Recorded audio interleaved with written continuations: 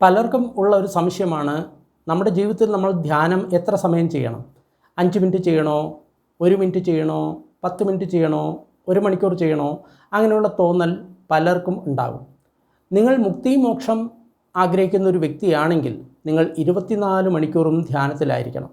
അതായത് ഇരുന്നിട്ടുള്ള ധ്യാനം മാത്രമല്ല, നിങ്ങൾ നടക്കുന്ന സമയത്തും, നിങ്ങൾ പ്രവൃത്തി ചെയ്യുന്ന സമയത്തും, നിങ്ങൾ കുളിക്കുന്ന സമയത്തും, ഭക്ഷണം കഴിക്കുന്ന സമയത്തും, വെള്ളം കുടിക്കുന്ന സമയത്തും, ജോലി ചെയ്യുന്ന സമയത്തും, എല്ലാ സമയത്തും നിങ്ങൾ ധ്യാനത്തിലായി കഴിഞ്ഞ് കഴിഞ്ഞാൽ മാത്രമേ നിങ്ങൾക്ക് മുക്തി മോക്ഷം എന്നത് ലഭിക്കുകയുള്ളൂ.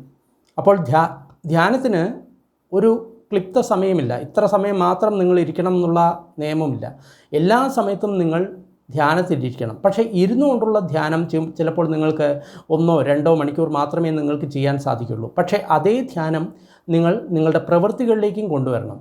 അതിന് നിങ്ങൾ അഭ്യസിക്കണം.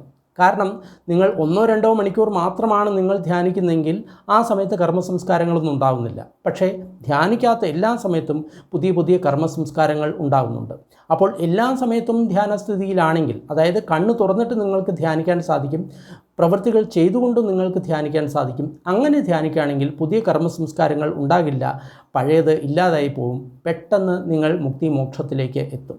അപ്പോൾ ധ്യാനം എന്ന് പറയുന്നത് 1 മിനിറ്റോ 2 മിനിറ്റോ 5 മിനിറ്റോ ഉള്ളതല്ല, 24 മണിക്കൂറും ഉള്ള ഒരു പ്രോസസ്സാണ് എന്ന് മനസ്സിലാക്കുക. അതായത് നമ്മൾ ഉറങ്ങുന്നത് വരെയുള്ള പ്രോസസ്സാണ്. ഉറങ്ങിക്കഴിഞ്ഞ് കഴിഞ്ഞാൽ നമ്മൾ ധ്യാനത്തിലായിരിക്കണം.